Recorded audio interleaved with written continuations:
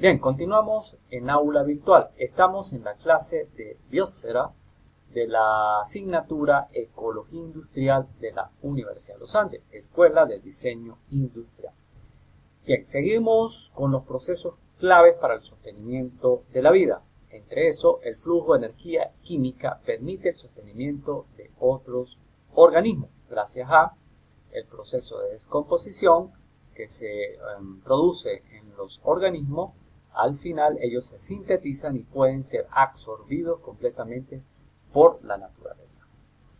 El segundo proceso o aspecto clave para el sostenimiento de la vida está relacionado con los ciclos biogeoquímicos, BGQ e hidrológicos.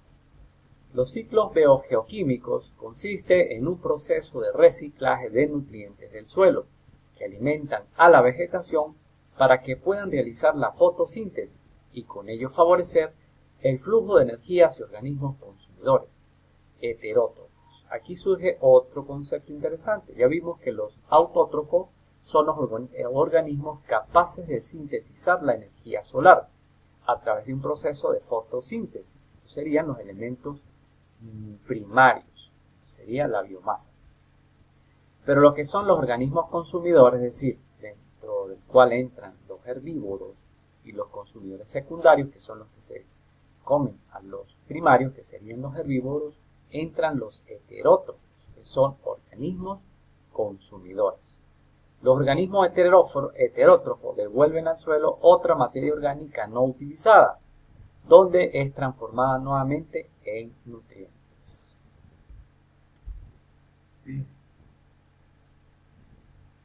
Entonces, la naturaleza nos enseña realmente a aprovechar, a reciclar, a que nada se pierda. Básicamente, aquellas cosas que nosotros consideramos como desechos, esos detritus de la naturaleza realmente se sintetizan, porque vienen otros animales, por ejemplo, los desintegradores, esta pequeña planta que estoy señalando acá, una hoja que se desprende del árbol, vienen los organismos desintegradores, las hormigas, los bachacos, animales pequeñitos, empiezan a consumirse la hoja y empiezan finalmente a volverla en trozos más pequeños.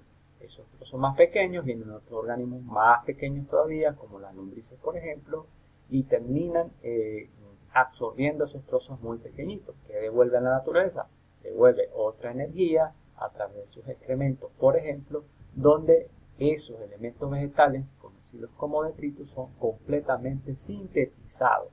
Por lo tanto, la naturaleza los puede absorber y ser fijados nuevamente como nutrientes. Todo es una red que está, por supuesto, en el suelo. Hay toda una maraña de animales que efectivamente uno se relaciona con el otro. Es lo que conforma y define la cadena trófica. Y finalmente es lo que hace que se cierre el ciclo de la naturaleza. Por ello, nada se pierde. Todo se aprovecha. Por ello, este es un principio fundamental de la ecología, que nosotros, los industriales, debemos copiar de la naturaleza en los ciclos industriales, es decir, intentar cerrar esos ciclos, no dejarlos abiertos, porque al dejarlos abiertos generamos desechos y esos desechos finalmente, al quedar abiertos, nunca son sintetizados por la naturaleza o les costaría mucho sintetizarlos, ¿sí? A través de los procesos de biodegradación. Bien, entonces esa relación planta-naturaleza es fundamental. Aquí están los herbívoros, ya entra un heterótrofo, un consumidor primario, un herbívoro que depende entonces de un autótrofo que sería la planta. Esa planta absorbe la radiación solar, absorbe el CO2, queda fijado y absorbido en la planta, eso es biomasa para otros animales. Esa energía se transfiere entonces a los herbívoros y de los herbívoros se transfiere a consumidores secundarios, es decir, al animal que acecha a este venado o a este animalito que en este caso se alimenta de las plantas. Y finalmente todos los desechos que van quedando, vienen nuevos organismos descomponedores, desintegradores y descomponedores, donde finalmente todos aquellos detritus son completamente absorbidos. Por lo tanto, para completar este segundo aspecto clave, que sería el ciclo hidrológico, es el fenómeno físico mediante el cual el agua se mueve desde sus fuentes naturales hasta la atmósfera y luego retorna al suelo. Cuando se da ese retorno, vuelve nuevamente a sus fuentes originales. Ese ciclo hidrológico se da en 4 etapas. Primero, evaporación, que es cuando el líquido el agua que está en forma líquida, por procesos de temperatura cambia de fase y se vuelve gas, se evapora, posteriormente sube hacia capas de la atmósfera, queda almacenada dentro de nubes, cambia la temperatura, comienza a condensarse y finalmente por el peso que alcanza dentro de las nubes comienza a precipitar. Al precipitar cae sobre la topografía, sobre la superficie terrestre y empieza por diferencia de altitud o por pendiente a sufrir un proceso de escurrimiento superficial, es decir, de circulación a través de forma superficial de ríos, caños, quebradas, etc. Entonces ese ciclo hidrológico es fundamental para la vida porque es agua, básicamente a esos 4 elementos que vemos por el cual se da el ciclo hidrológico es lo que nos garantiza mantener un agua relativamente en constante renovación, por eso es un recurso renovable. Gracias al ciclo hidrológico, una vez que se evapora, justo en ese proceso de evaporación, como observamos en este ciclo, cuando pasa de líquido a gas, se matan, o mejor dicho, se eliminan bacterias, gérmenes, etcétera, que están presentes en el agua, y por lo tanto, al subir entonces a unas zonas más estables, desde el punto de vista, en este caso, dentro del ciclo hidrológico, ese fluido que está en forma de gas ahora, esa masa de gas, está libre en este caso de patógenos, entre otros.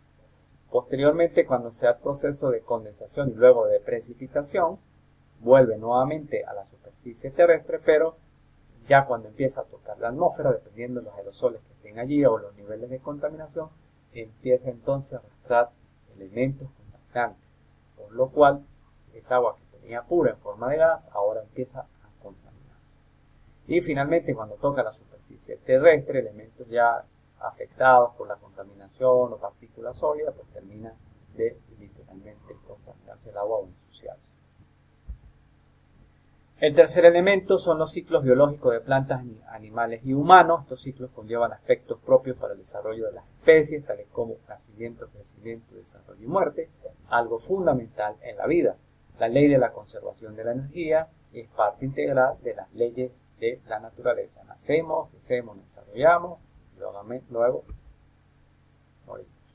El cuarto elemento, o el cuarto aspecto del proceso clave es los procesos de percepción, comunicación, transmisión e interacción de los seres vivos. Estos procesos son el resultado de las relaciones de los organismos vivos entre sí y su medio ambiente o su entorno, es decir, esa interrelación entre los seres vivos es lo que conocemos como ecología, la ecología clásica, es decir, las interrelaciones permanentes entre los factores físicos y los factores biológicos, elementos, naturaleza, que conforman la estructura general de la biosfera. Por lo tanto, la biosfera es ecología, es relación entre los factores físicos y factores biológicos. En otras palabras, factores físicos serían abióticos y factores biológicos serían bióticos. Entonces, la biosfera es una composición de elementos abióticos y bióticos donde se dan unas interrelaciones y luego posteriormente tenemos los famosos ecosistemas. Distintos ecosistemas del planeta, gracias a estos fenómenos que se dan en la vida, esos son los aspectos claves para el sostenimiento de la vida, tenemos estos maravillosos paisajes venezolanos, por ejemplo, la hermosa laguna de Dorado, que desafortunadamente viene experimentando un proceso de retroceso de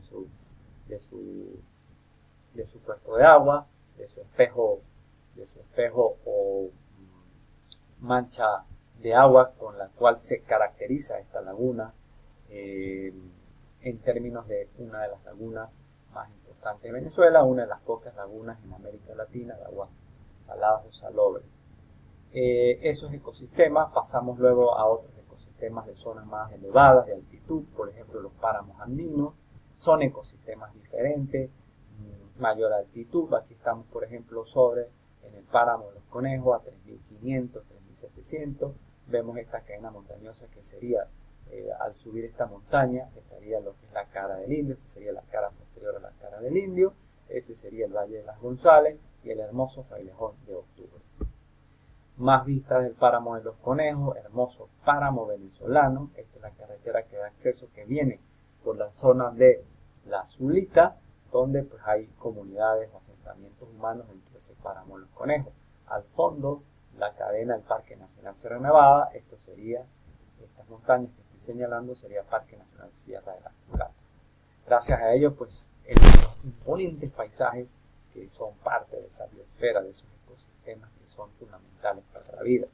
Otra imagen de lo que sería la cara del indio en lo que sería el páramo de los conejos y visto hacia el acceso que da hacia el Manzano Alto. Otro ecosistema montañoso, páramos altiandinos y altiandinos. Estamos igualmente aquí sobre los 3500 hermosas ecosistemas, el frailejón de Octubre, el Espelete Chulsi, donde, por ejemplo, esta hermosa laguna, cerca de la laguna Los Garabatos, la laguna El Parche específicamente, en el Parque Nacional Sierra Nevada. Otra imagen de la laguna El Parche, vemos al fondo el Mucumpiche, hermoso pico de 4200 sobre el nivel del mar, y al fondo a la izquierda el pico Don Alfonso, uno de los más altos de esta zona en el Parque Nacional Sierra Nevada. Otros ecosistemas bosques semicaducifolios, esto está yendo hacia los pueblos del sur, hermosas praderas, hermosos parajes andinos, pueblos del sur, específicamente San José del Sur, hermosa naturaleza, hermosos árboles impresionantes que se conjugan con una vegetación, en este caso que ha sido alterada por el hombre, pero que efectivamente por lo menos conserva algo de su naturaleza. La parte opuesta, la afectación, los residuos sólidos, el deterioro, desafortunadamente el hombre también, donde va a veces lleva destrucción, donde no hay conciencia, suele alterar los equilibrios ecológicos, y ese equilibrio ecológico, por ejemplo, en estos espacios naturales se altera por la basura. El basurero más alto de Venezuela en la zona de el páramo de San José específicamente, esto está casi a 3000 sobre el nivel del mar, mejor dicho 2800, 2900, en zona de transición occidental entre el páramo andino y la selva nublada, ya lleno de residuos sólidos.